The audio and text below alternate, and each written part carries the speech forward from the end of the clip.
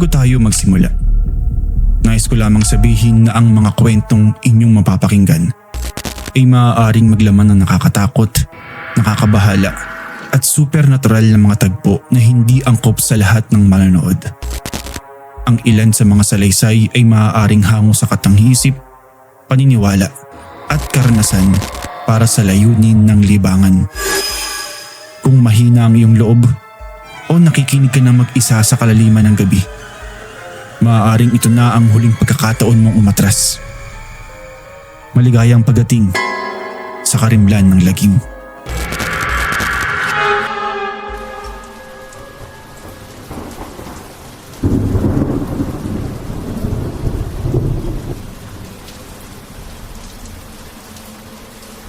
Hanggang ngayon, kapag umuulan ng malakas at tumutunog ang telepono sa bahay namin ng hating gabi, nanginginig pa rin ang kamay ko bago ito sagutin. 45 years old na ako ngayon. May sarili ng pamilya, may sarili ng bahay dito sa Maynila. Pero ang katotohanan, hindi pa rin ako nakakabawi ng tuluyan sa nangyari noong ako'y 14 na taong gulang pa lamang. Noong tag-ulan ng 1995. Sa bahay namin sa isang liblib na baryo sa Bulacan.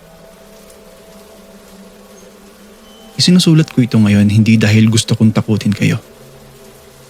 Kahit alam ko namang matatakot din kayo. Kung hindi dahil 30 taon ko na itong tinatago mag-isa. At parang may bigat sa dibdib ko na hindi maalis-alis. Baka sa pagkukwento ko sa iyo, sa wakas ay may mabawasan sa lahat ng iniisip ko.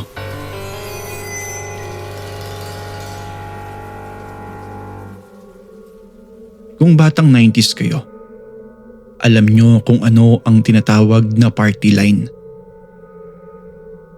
Bago pa naging pangkaraniwan ang cellphone, ang telepono namin sa bahay ay may hiwalay na extension sa sala at sa kwarto ng mga magulang ko. Pero minsan, dahil sa luma at magulong wiring ng PLDT noon sa amin, lalo na kapag umuulan, nagkakakrus ang linya. Sa halip na kausapin mo ang taong tinatawagan mo, may maririnig kang ibang usapan. Ibang tao. Minsan pati sound effects ng radyo o TV nila sa background ay maririnig mo rin.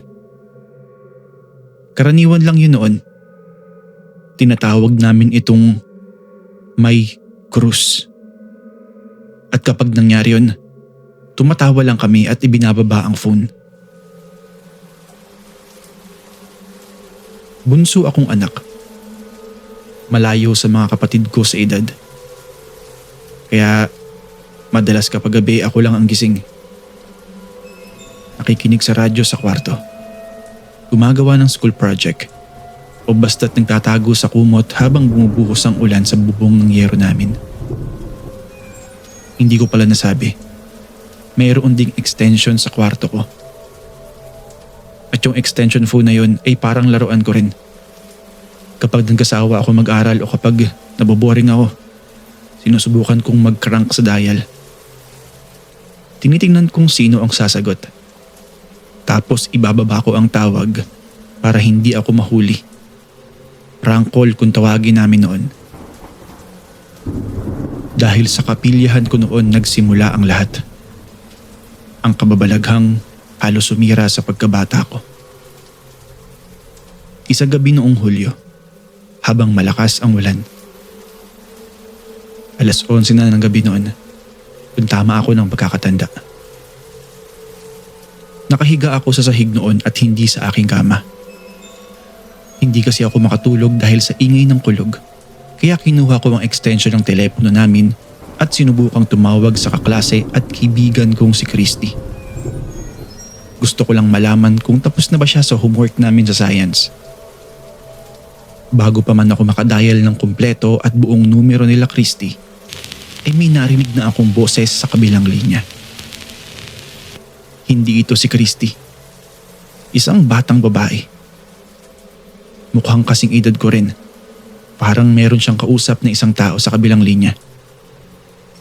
Hindi ko sila maabala kaya pinakinggan ko na lang sila. Nakakasama ako sa linya ng hindi nila alam at nakikinig lang ako. Ilang sandali lang, nagtataka ako kung bakit hindi ko naririnig ang pangalawang boses na kausap niya. Parang siya lang ang mag-isa sa linyang yun.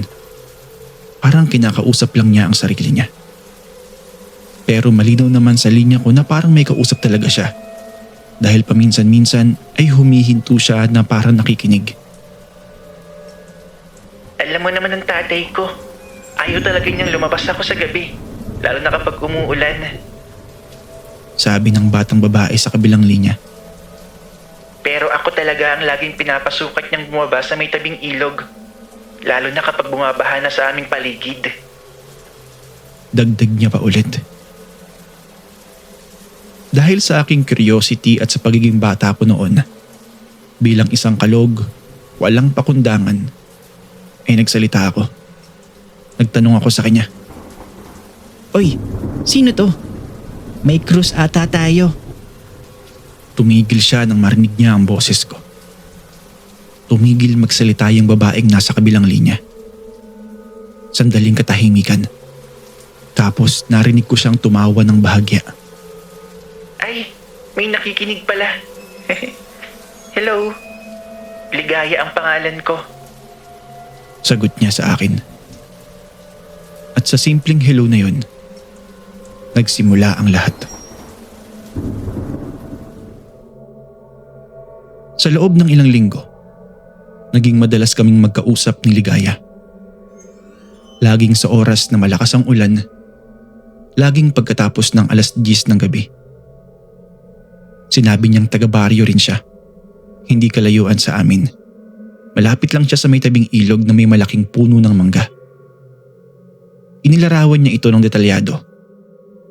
Ang kapilya sa may kanto, ang bakuran nila na may puno ng santol at ang aso nilang may pangalan na Tapang na palaging tumatahol kapag mayroon daw mga tao sa paligid, lalo na rin kapag may bagyo. Kinuwento niya rin ang tungkol sa mahigpit at istrikto niyang tatay. Ang nanay niyang laging abala sa palengke at ang pangarap niyang maging teacher balang araw. Ikinuwento ko rin naman sa kanya ang ilang parte ng buhay ko pero hindi yung mahalaga. Sinabi ko sa kanya ang paaralan ko saan ako nag-aaral, ang mga kaklase kong malapit sa akin, ang mga gusto kong gawin paglaki at ang iba't ibang bagay pa na karaniwang pinag-uusapan ng magkakaibigan. Para sa akin noon, isa siyang bagong kaibigan. Isang phone pal na isang term na sikat noong 90s dahil sa mga programang panradyo na nagpapakilala ng mga tao sa isa't isa sa buong bansa. Pero habang tumatagal, may mga bagay na kakaibang nangyari. Una, palagi lang siyang tumatawag o kaya palagi lang akong nakikinig sa kanya sa krus na linya kapag umuulan. Ni minsan, hindi kami nag-usap sa panahong tuyo o panahong walang ulan. Nang tinanong ko siya kung bakit ganon, ang sagot niya, Mas madaling dumaan ang tinig kapag umuulan. Yun lang ang alam ko. kakaiba yung sagot para sa isang bata. Pero hindi ko masyadong pinansin. Kasi katulad niya, bata pa rin naman ako. At excited lang ako kasi mayroon akong bagong kaibigan. Pangalawa, hindi ko alam ang apelyido niya, ang eksaktong address niya, kahit ang numero ng telepono nila. Tuwing tatanungin ko siya, iba-ibang dahilan ang ibinibigay niya para umiwas at ibaling ang usapan sa ibang topic. Baka mainis ang tatay ko kung malalaman niyang nag-uusap tayo. O kaya naman, Basta't malapit lang tayo. Promise, malapit lang ako sa'yo. pangatlo, at ito ang unang beses na kumirot ang loob ko. Minsan, sa gitna ng aming kwentuhan, biglang may kakaibang ingay sa likod ng boses niya. Parang malayong tunog ng tren na dumaraan. Basta ang lakas nun. Alam kong wala kaming release ng tren sa buong probinsya namin kaya imposibleng makarinig ako ng ganun sa linya niya kung malapit lang talaga siya sa amin. Minsan din, sa gitna ng aming pag-uusap, biglang hihina ang boses niya na parang lumalayo siya sa telepono at maririnig kong tila may umaawit. Hindi malinaw, hindi ko makilala ang kanta, pero parang paulit-ulit lamang ang parehong linya. Tulad ng isang lumang kaset na palaging binabalikan sa parehong bahagi. Kapag tinatanong ko siya kung ano yun, sasabihin lang niya sa akin na, Radyo ni nanay yun. Malapit lang kasi sa akin kaya naririnig mo. pero minsan, ang tunog na yun ay narinig ko kahit walang static na linya. Para bang direktang nanggagaling sa loob ng kwarto ko at hindi sa loob ng telepono. May mga gabi ring biglang huhupa ang boses niya sa gitna ng pangungusap niya o habang nagsasalita siya. Para bang hinihila siya papalayo at maririnig kong bumubulong na lang siya ulit. Mabilis, sa isang wikang hindi ko lubos na unawaan. Sa sandaling yun, dumidilim ang paligid ko kahit bukas ang ilaw sa kwarto ko. O kaya, iyon lang siguro ang nararamdaman kong takot na dumadaloy sa likod ng leeg ko. Sinisikap kong ipagpatuloy ang usapan namin na parang normal lang. Kasi sa totoo lang, tuwing gagawin ko yon, unti-unting babalik din sa normal ang tono ng boses niya na parang walang nangyari. Isang gabi, nang matapos kaming pag-usapan ng paborito naming palabas sa TV, biglang sinabi niya sa akin to. Alam mo, gusto kong makita ang bagong sine sa bayan. Yung tungkol sa Amerikanong sundalo. Alam ko ang palabas na sinasabi niya. Pero ang pelikula na yon ay ipinalabas na sa sinihan namin 7 taon na ata ang nakakalipas. Nasa 6 o 7 taong gulang pa lamang ako noon. Naguluhan ako pero sa halip na questionin siya, tinanong ko na lang kung anong petsa ngayon para sa kanya. Sumagot siya sa akin ng, Miyerkules, ika-24 ng Hulyo. Miyerkules nga ng araw na yon. Pero tama ba ang taon niya? Hindi ko na siya natanong dahil biglang naputol ang linya. Kumidlat at natapos ang tawag naming dalawa. Kinabukasan sa paaralan, hindi ko na naisip pa ito ng husto. Pero kinagabihan muli, may boses siya sa krus na linya. At parang walang anumang nangyari. Nagpatuloy kami sa usapan tungkol sa homework namin. Ganoon ang naging takbo ng mga sumunod na linggo. Magaan ang mga usapan namin.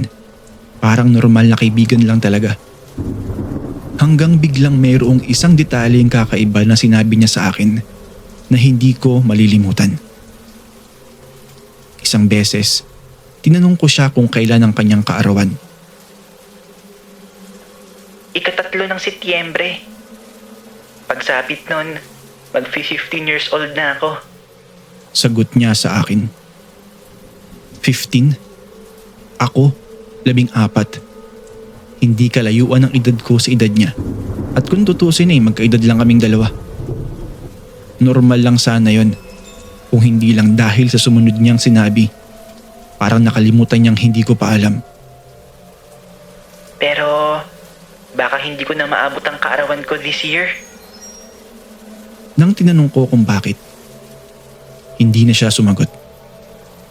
Naputol na lang ulit ang linya katulad ng dati. Isang Biyernes ng gabi, pumasyal sa aming bahay ang pinsan kong si Beth mula sa Maynila. Close kaming dalawa. 2 taon akong mas matanda sa kanya kaya ate ang tawag niya sa akin. Nandoon silang buong pamilya para dumalo sa isang binyag ng kamag-anak namin. Sinabi ko sa kanya ang tungkol kay Ligaya. Kalahating seryoso at kalahating biro ang paraan ko ng pagkukwento sa kanya.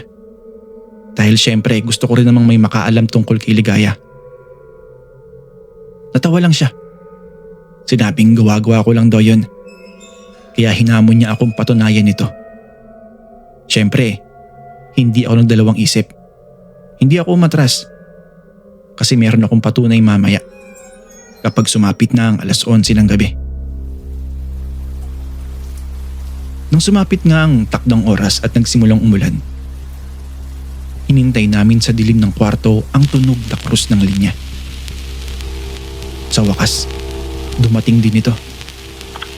Ipinasa ko sa kanya ang telepono para marinig niya mismo si Ligaya at mapatunayan ko sa kanyang hindi ko gawa-gawa lamang ang kwentong sinabi ko sa kanya. Kinuha niya ang telepono. Sandali lang siyang nakinig. Tapos, napakunot siya ng noo.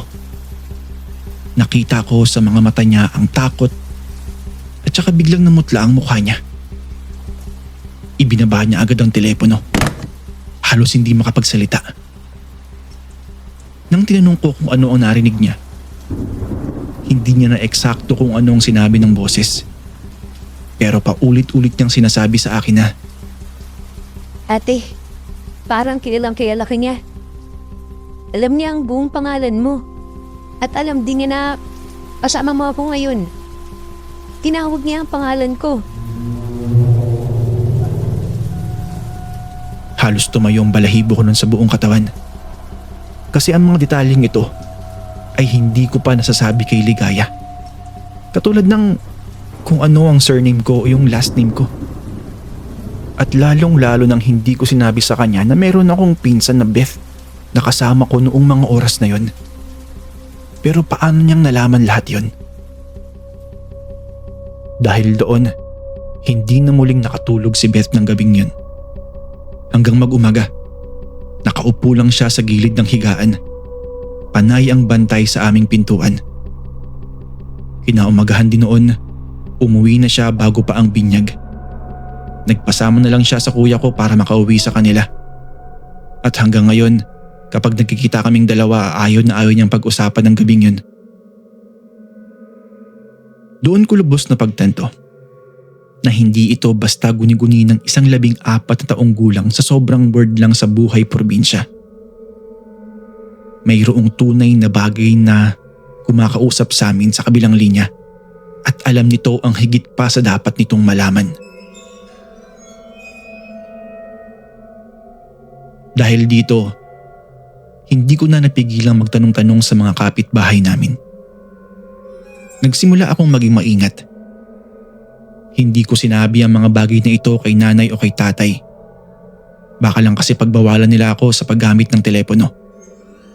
Sa halip, umikot ako sa buong baryo namin. Yung mga una na pagtanungan ko, wala silang alam. Umikot ako sa palengke, sa court, sa barangay, pero wala. Hanggang sa napunta ako sa isang tindahan ng isda, malapit doon sa may kanto sa may palengke. Doon nakita ko si Manang Feli. Lumapit ako sa kanya. Nagbabaka sakaling baka may alam siya sa iba't ibang mga kwento noong mga nakaraang taon. Paglapit ko sa kanya, tinanong ko siya kung mayroon ba siyang kilalang pamilya na may anak na babaeng nagngangalang Ligaya, na mayroong bahay malapit sa punong mangga doon sa may tabing ilog. Napatigil si Manang Feli. Tumitig siya sa akin ng matagal bago sumagot. Bakit mo na itanong yan, anak? Sinabi ko na lang sa kanya na parang narinig ko lang ang pangalan sa paaralan. Tapos napansin kong huminga siya ng malalim. Tapos bumulong sa akin ng mga salitang, May pamilyang may anak na Ligaya noon. Malapit sa mangga sa may ilog. Pero matagal na yun. Hindi ko alam na hanggang ngayon pala ay sikat pa rin ang kwento nila. Tinanong ko kung anong nangyari sa kanila. Tapos mas lumapit pa yung matanda sa akin. May bagyong malakas noon. 4 na araw hindi tumigil ang ulan. Kinuha ng agos ang bahay nila sa gilid ng ilog. Nakaligtas ang mag-asawa. Pero ang anak nilang si Ligaya ay hindi na nakita. Hindi na natagpuan ang bangkay niya. Sabi ni Manang Feli sa akin. Ang mga mata niya, seryoso, na para bang nananakot. Dumaloy sa buong katawan ko ang panginginig na hindi ko may paliwanag. Ang alam namin ay maglalabing 5 taong gulang na yung bata. Kung nabuhay lang siya siguro, baka umabot pa siya sa kanyang kaarawan. Dagdag ni Manang Feli sa mahinang boses. Sa mga kinuwento niya ay hindi pa ako nakontento. Kaya naman kinabukasan, matapos ang klase ko, sumugod ako sa munisipyo, sa lumang silid ng mga record. Doon kasi nagkatrabaho ang ate ko kaya madali na lang sa akin ang makapasok. Pumunta ako sa lugar kung saan itinatago ang mga lumang periodiko at abiso ng barangay.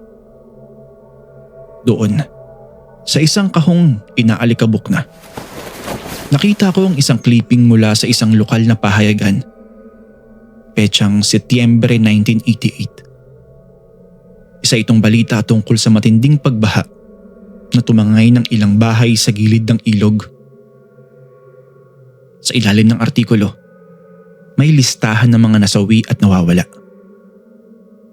Doon, sa ika-4 na linya, nakasulat ang pangalang hindi ko na kailangang basahin pang muli para matandaan.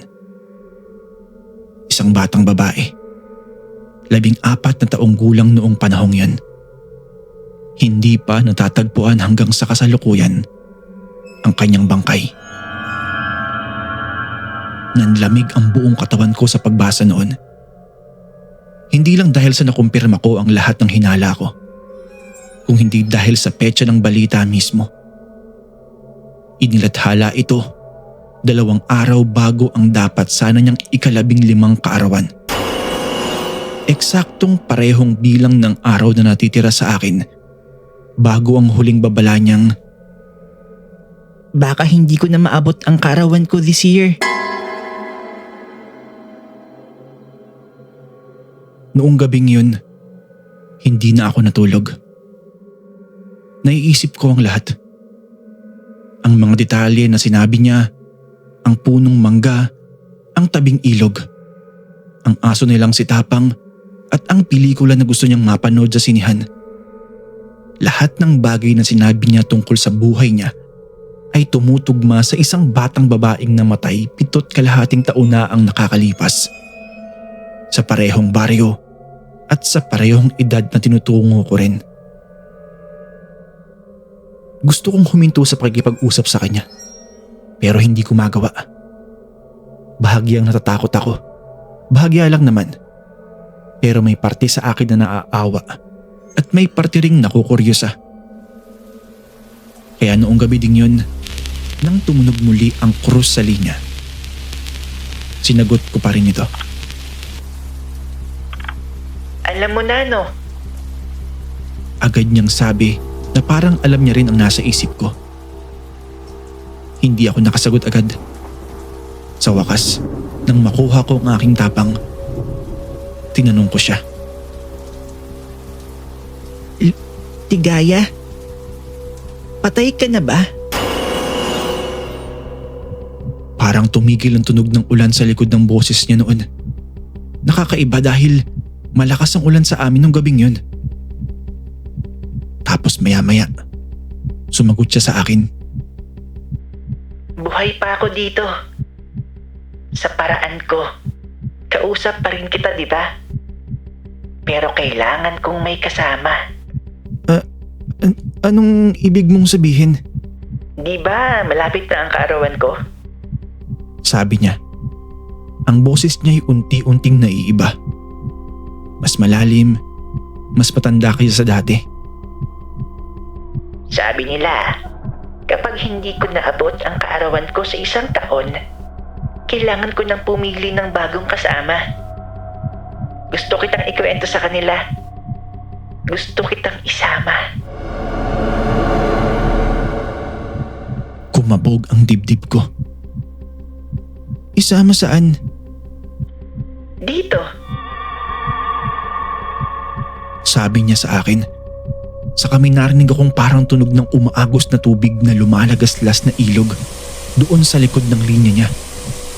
Ibig sabihin, Noong una ay hindi tunog ng tren ang naririnig ko, kung hindi isang malakas na lagaslas ng tubig galing sa ilog.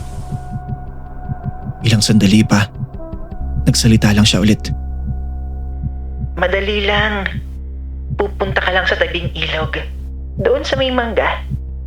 Sa Sabado ng gabi. Hihintayin kita ha. 11:00. Sasamahan mo ako. At hindi na tayo mag-iiwanan. Magiging magkasama na tayo palagi at habang buhay. Pagkarinig ko noon, ay bigla akong binaba ang telepono. Hindi ko na hinintay pa kung ano pa ang sasabihin niya. Natakot talaga ako kasi alam ko ang ibig niyang sabihin sa pagsamang gagawin ko sa kanya. Sa loob ng ilang araw, tinanggihan ko ang lahat ng krus na tawag na dumadaan sa extension phone. Hindi ko kinukuha ito kahit tumutunog ito ng paulit-ulit sa hating gabi. Pero nang dumating ang araw ng Sabado at may bagong bagyo na paparating noon sa bansa, ang malakas na ulan ay nag-umpisa muli. Sa hindi maipaliwanag na dahilan, nang tumunog ang cruise na linya o ang static sa extension phone. Hindi ako nakapaglaban dahil parang may kakaibang pwersang kumuha sa akin para sagutin ang tawag. 11:00 ng gabi. Malakas ang ulan sa labas. Halos hindi ko marinig ang sarili kong hininga. Tahimik ang buong bahay. Tulog na ang mga magulang ko pati ang mga kapatid ko. At ilan sa mga katulong namin siguro, tulog na din. Walang kaluskos maliban sa dagundong ng ulan sa yero ng aming bahay. Nakaupo ako sa gilid ng higaan. Tinititigan ng extension phone. Ipinangako ko sa aking sarili na hindi ko na ito sasagutin ganoon man ito kalakas tumunog. Ilang sandali nga lang, tumunog ang telepono. 1, 2, 3. Sa bawat tunog, parang lumalapit sa akin ang isang bagay na hindi ko nakikita. Tumatalab sa likod ng dibdib ko. Humihila sa akin ng dahan-dahan papunta sa lamisita kung nasaan ang extension. Hindi ko lubos maipaliwanag. Para bang may mga kamay na hindi ko makita ang gumagabay sa akin para kunin ang extension phone at ito ay sagutin. Isang lambing nakakaiba. Katulad ng boses ng isang matagal ng kaibigan na kailangan mo lang tugunan ng isang huling beses. Nang nasa kamay ko na ang telepono, hindi na ang boses ni Ligaya ang narinig ko. Sa halip, kakaibang katahimikan. Saka isang mahinang huni ng bata na parang kumakanta. Malayo na parang nanggagaling sa ilalim ng tubig. Nagsisintay na ako.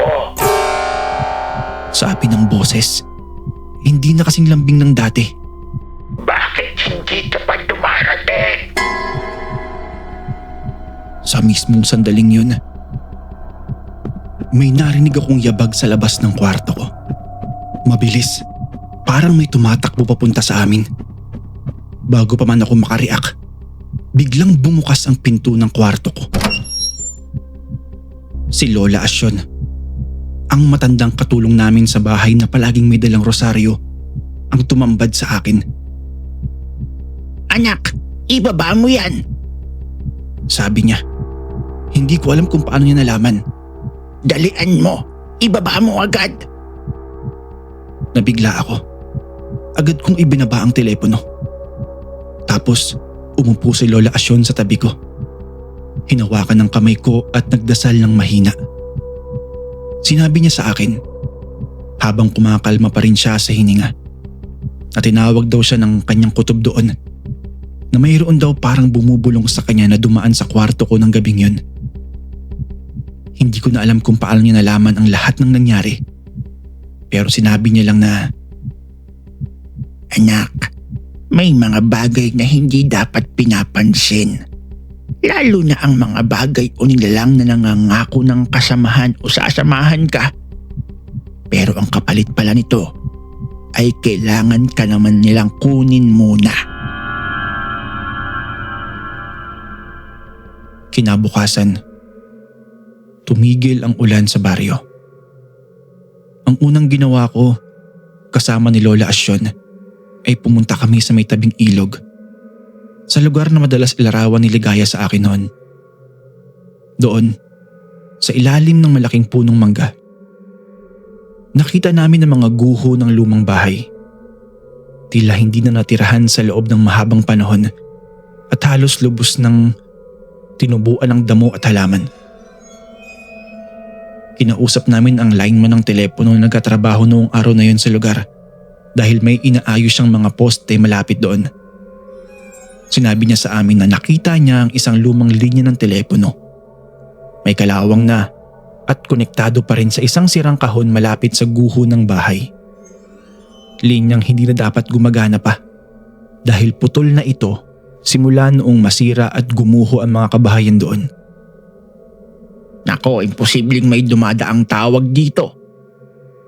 Sabi ng technician. Wala nang kuryente to sa loob ng matagal na panahon. O tingnan nyo, diba? Nakapagtataka lang kung paanong hindi ito nakita noong naunang technician sa akin. Hindi ko na sinabi sa kanya ang lahat ng nangyari. Umuwi na lang kami ni Lola Asyon ng tahimik. Hindi na muling tumawag si Ligaya simula noon. Kahit natatakot pa rin ako, sinubukan kong subaybayan ang krus na linya sa mga sumunod na buwan. Pero wala na akong narinig kahit anong boses maliban sa ordinaryong static. Nang lumipat kami ng bahay 2 taon pagkatapos noon, hindi na muling bumalik ang alaala ni Ligaya sa buhay ko. Hanggang ngayon, hindi ko alam kung ano talaga ang nangyari ng gabing yun. Hindi ko alam kung bakit ako ang pinili ni Ligaya o kung ilan ng ibang bata bago pa ako ang nakarinig ng parehong boses sa kabilang linya. Sa parehong lugar, sa parehong pangako ng kasamahan. Ang alam ko lang, hindi lahat ng kaibigan na makikilala mo ay dapat mong tanggapin.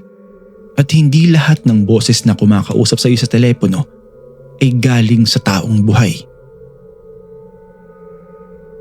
Hanggang ngayon po, tuwing may krus na linya o kaya'y may hindi pamilyar na numerong tumatawag sa akin ng hating gabi, lalo na kapag malakas ang ulan sa labas, hindi ko talaga ito sinasagot.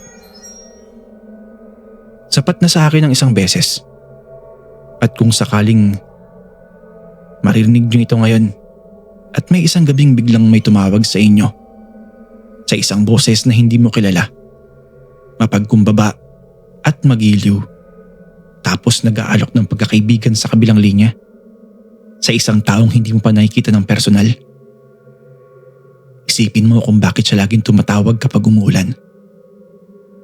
At huwag na huwag mong sasabihing, hindi kita binalaan. Maraming salamat po sa inyong pakikinig.